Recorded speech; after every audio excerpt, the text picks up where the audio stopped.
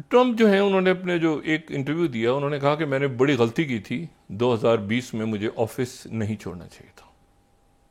मुझे ऑफिस नहीं छोड़ना चाहिए था 2020 में, मैंने छोड़ के गलती की। और तमाम जो दुनिया है इस वक्त वो इंतज़ार कर रही है कि वहाँ पर इलेक्शन का रिज़ल्ट क्या आता है, ट्रंप अगर आते हैं तो फिर क्या सूरत हाल डेवलप होती है, और ट्रंप अगर उनका हारने का ऐलान हो जाता है तो फिर क्या सूरत हाल डेवलप होती है अमेरिका में, और उसका उसका जो एक इम्पैक्ट है वो पूरी दुनिया पे जाएगा। अच्छा, कल ही के दिन जो है, चूंकि ये जंगें तो छिड़ी हुई हैं, एक तो गज़ा का मामला, वो लेबनान और सारा वो इस वक्त रुक गया है, सीज़ फायर, और ये वो सब इंतज़ार कर रहे हैं कि 24 घंटे के बाद जो है ये क्या पिक्चर इमर्ज होकर सामने आती है। लेकिन कल जो है वो एक ऐलान हुआ है, और वो ऐलान जो है वो दो तीन बातें ऐसी हैं जो आज बड़ी इंटरेस्टिंग हैं रीजन के लेवल से, ज़ाहिर है कि अमेरिकन इलेक्शन पे। एक तो ये है कि जो ईरान है वो कल यानी इलेक्शंस के दिन ईरान जो है वो कोहसार और हुदूद, ये दो सैटेलाइट्स कल के दिन अमेरिकन इलेक्शंस के दिन वो जो है वो रशिया उनके दो सैटेलाइट्स को फजा में छोड़ेगा। रशिया ईरान के दो सैटेलाइट्स को कल फजा में छोड़ेगा। यहां पे मैं कोट कर रहा हूं प्रेस टीवी।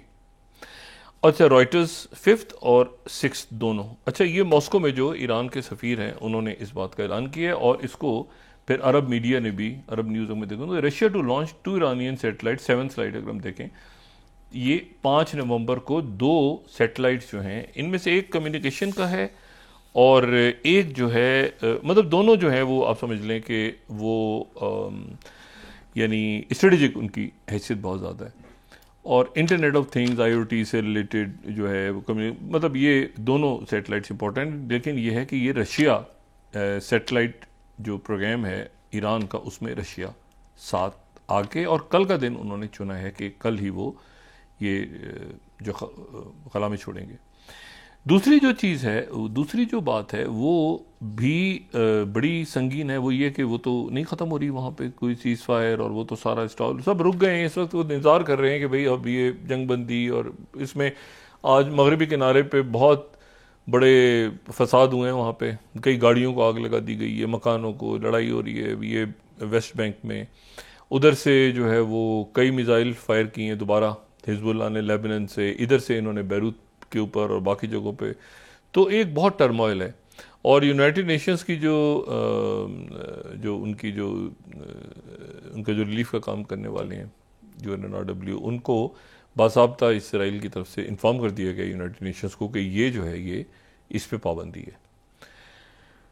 और अब उस पर पाबंदी है तो ज़ाहिर एड कौन लेके जाएगा, मदद कौन लेके जाएगा अगर इस चीज़ फायर होती है तो। मतलब अब हालात ज़रा बहुत ज़्यादा अब कशीदा हैं, और इसमें अब ये कल के दिन के बाद इवेंट्स किस तरह अनफोल्ड होते हैं ये देखना है।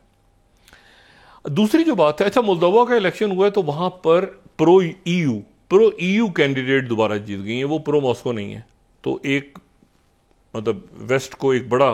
एक उनके लिए अच्छी गुड न्यूज़ है कि वो मोल्दोवा की जो प्रेसिडेंट हैं वो प्रो मॉस्को वहाँ पे चेंज नहीं आया, बल्कि प्रो EU या प्रो वेस्ट या प्रो अमेरिका जैसे भी कहें, तो वो वहाँ पे ये हुआ है। लेकिन उसके साथ ही एक और मामला बहुत संगीन है मेरे ख्याल में, और वो संगीन मामला ये है कि थोड़ी देर पहले यूक्रेन ने ये कहा है, अभी इसकी ना तो नॉर्थ कोरिया ने इसकी कोई तस्दीक की अभी तक, ना इसकी जो तस्दीक है वो कहीं रशिया की तरफ से हुई है, लेकिन यूक्रेन की तरफ से ये कहा गया है, ये मैं उनके मीडिया को कोट कर देता हूँ, सेकंड अगर हम दिखा सकें, वो कह रहे हैं कि first north Korean troops come under fire. ठीक है, ये कर्स्क के इलाके में नॉर्थ कोरिया के ट्रूप्स जो हैं वो उनके ऊपर फायर जो है वो, और इसी को फिर अल अरबिया जो सऊदी अरेबिया से है वो इसी को थर्ड स्लाइड, बहुत sensitive, Ukraine attacks North Korean troops deployed near Russian border. Official, ये एक ऑफिशियल ने अल अरबिया को भी बताया है, और ये जो है यही खबर जो है वो कीव से भी आ रही है। अब सवाल, अच्छा ये जो है अगर हम सेक्रेटरी ब्लिंकन की उस प्रेस कॉन्फ्रेंस को ध्यान में रखें जो कि 31 अक्टूबर को उन्होंने की थी, तो उसमें उन्होंने कहा था कि 10,000 ट्रूप्स हैं जो कि नॉर्थ कोरिया के आए हैं, उसमें से 8,000 जो हैं वो ये बैटल जो फील्ड्स हैं यहाँ पे नॉर्थ कोरिया के मोबिलाइज हो गए हैं, डिप्लॉयमेंट्स हो गई हैं। और साथ ही उन्होंने ये भी कहा था कि ये जो है इलेजिटिमेट टारगेट होंगे अगर ये बैटल के अंदर इन्वॉल्व हुए। और फिर उसके बाद ये बात हुई थी कि उन्होंने चाइना से बात की है, और लेकिन साथ ही फिर ड्रिल्स भी हुई थी जब जापानीज, साउथ कोरियंस और अमेरिकन जो एयर ड्रिल्स थी वो सारी हुई थी। लेकिन अब नॉर्थ, अगर ये बात दुरुस्त है, अगर ये दावा दुरुस्त है जो यूक्रेन की तरफ से किया जा रहा है और जिसको ज़ाहिर है पूरी दुनिया फिर उसी को ले रही है ऑफिशियल्स को, कि नॉर्थ कोरिया की अगर ट्रूप्स पे अटैक हो गया है तो नॉर्थ कोरिया जाहिर है कि इधर ही फिर लड़ेगा या कहीं और जंग छिड़ेगी। मैं वही मतलब इसके ये तो एक बहुत कॉम्प्लेक्स सा सिनेरियो बन रहा है। तो ये जो है ये बहरहाल एक दूसरा फ्रंट है कि जिसके ऊपर तलखी बढ़ेगी। और ये जो कहना है ना कि वो ट्रंप फ़ोन उठाएंगे और उधर से वो पुतिन से बात करेंगे, ये ट्रंप की खाम ख्याली है बिल्कुल, और ऐसा इस तरह नहीं है। और मैंने ये कल भी बात की थी और आज मैं दोबारा कह रहा हूँ कि इतना आसान ये यूक्रेन की जंग को बंद करवाना नहीं होगा, ख़ास तौर पे नॉर्थ कोरिया के आने के बाद, और ख़ास तौर पे रशिया और ईरान के स्ट्रेटेजिक पार्टनरशिप के दौरान, और ख़ास तौर पे इन इतलात के बाद कि तमाम हूतीज़ ने इनकार कर दिया। और वो जो 20 ममालिक का कोलिशन बना था, इसी साल बना था वो ये जो ये बना था जो बहरे अहमर के अंदर जो शिपिंग लेन्स ताकि खुली रहें, ये वो इत्तेहाद नहीं था जिसको लोग बहुत पहले के इस्लामी इत्तेहाद के साथ मिला रहे हैं, कि जो जिसमें बहुत से ममालिक दूसरे थे और अफ्रीका के ममालिक को जो जिसमें रईस शरीफ साहब यहाँ से गए थे। ये वो इत्तेहाद नहीं, ये वो इत्तेहाद है जो कि बना था शिपिंग लेन्स के ऊपर, लेकिन उसका कोई बात ही नहीं क्योंकि मुल्क उसमें जाने को तैयार। अभी ये क्लैरिटी नहीं है लोगों को कि ये हुतीज़ जो हैं, देखें हुतीज़ के साथ बहुत मुश्किल से बहुत कॉम्प्लेक्स डिप्लोमेसी, और उसमें ओमान का रोल बहुत इंपॉर्टेंट था। ओमान चूँकि मैं पहले बात कर चुका हूँ कि उसका बॉर्डर लगता है उनका यमन के साथ, खदरुल मौत के साथ, तो वो और वो इधर से दूर हैं सना से, और तो वो उन्होंने बहुत इम्पॉर्टेंट डिप्लोमेसी हुई। उस डिप्लोमेसी में चाइना ने भी रोल प्ले किया, उस डिप्लोमेसी में अमेरिकन्स तो पहले ही हट गए थे ना पीछे, वो तो विड्रॉ कर गए थे, तो वो अमेरिकन्स का इंटरेस्ट नहीं था। अब ये फड्डा बीच में कौन ख़त्म करवाता, तो बीच में फिर चाइना पड़ा और ये ओमान बाकी मुल्क पड़े और इन्होंने मामला को ख़त्म करवाया। अब जो हुतीज़ के पास जो आर्म्स हैं वो कितने हैं, वो इसराइल तक हिट कर रहे हैं, तो अरब ममालिक तो इस वक्त ये देख रहे हैं कि भाई वो पहले तो ये था कि किसी अरब मुल्क के दारुल हुकूमत तक या किसी और शहर तक जाता था, अब वो जा रहा है इलाक तक, बल्कि हैफा तक जा रहा है, वो क्रॉस इतना आगे जा रहे हैं उनके मिसाइल्स, और वो बाकायदा उन्होंने 2 जहाज डुबो दिए हैं। तो वो तो इस मुतामिल नहीं हो सकता कोई भी मुल्क के वो ये फ्रंट खोले, और ना ही जो है वो, अच्छा अमेरिका को भी फ्रंट्स अपने बंद करने हैं, इतने सारे फ्रंट्स पे अमेरिका भी नहीं लड़ सकता एक वक्त में। फिर ताइवान उधर से ये, उधर से वो, उधर से नॉर्थ कोरिया तो स्लीपिंग जाइंट है, अचानक वो तो आएगा तो फिर पता नहीं किस तरह से वो इमर्जो के सामने आता है। इंटरकॉन्टिनेंटल बैलिस्टिक मिसाइल्स और 4th-5वीं बड़ी फौज है दुनिया की उनके पास, और उसके बारे में मालूमात भी कम है क्योंकि वो क्लोज सोसाइटी है, वो बहुत ज़्यादा वहाँ पे तो लोग नहीं जाते। तो ये है कि अभी ये कॉम्प्लेक्स हो गया मामला। अच्छा, ईरान ने कल मैसेजिंग का दिन रखा है, लेकिन साथ ही ईरान के जो फॉरेन मिनिस्टर में ख्याल से आजकल में एक दिन में वो पाकिस्तान भी तशरीफ ला रहे हैं, लेकिन ये है कि वो ये बात बड़ी इंपॉर्टेंट है कि किसी किस्म का वेज नहीं हुआ, किसी किस्म की दरार नहीं पड़ी सारे मुल्कों के दरमियान, ख़ासतौर पे हुतीज़ के बारे में। और ख़ास तौर पे ये है कि और अभी तक मुल्क सारे इकट्ठे हैं, यानी इजिप्ट, टर्की, ये वो मुल्क हैं जो इस दौरान करीब आए हैं, यानी इजिप्ट और टर्की के ताल्लुकात का बहाल होना, इसी तरह से आज़रबाईजान और आर्मीनिया के दरमियान बातचीत होना, इसी तरह से ईरान और आज़रबाईजान के ताल्लुकात का बेहतर होना, इसी तरह से आप देखें तो कतर और सऊदी अरेबिया और ये तो पहले एक साथ हो गए थे, इसी तरह से बशारुल असद का वापस आना जो है अरब लीग के अंदर। तो ये सारे ऐसे मामलात हैं जो, और इसी तरह से ये एक तरह से जंगबंदी होना होती है इसके साथ। इसको ये फ्रंट दोबारा कोई नहीं खोलना चाहेगा, सब इसमें पीस किसी तरह से सीज फायर की बात हो रही है, लेकिन वो सीज फायर डिफिकल्ट होता जा रहा है रोज बरोज कैसे। और उसमें अब वो सूरत हाल भी नहीं है कि भाई टर्म फ़ोन करें और वो फ़ोन करके कहें कि भाई ये जो है ये ऐसा है कि, क्योंकि उसकी वजह ही है। मैं वक्फे भी जाने से पहले एक मिनट इसको बात को कंप्लीट करूँ कि बहुत बड़ा एयर शो हो रहा है चाइना में,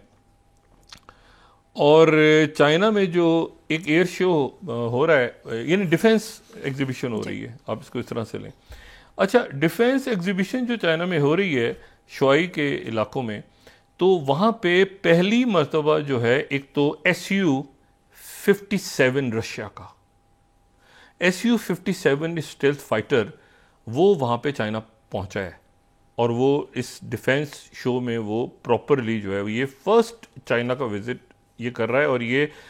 चाइनीज काउंटर पार्ट्स को ज्वाइन करेगा। ये मैं ग्लोबल टाइम्स को कोट कर रहा हूँ। SU-57 रशिया का, 9th स्लाइड हम दिखा दें। SU-57 जो है ये चाइना के जो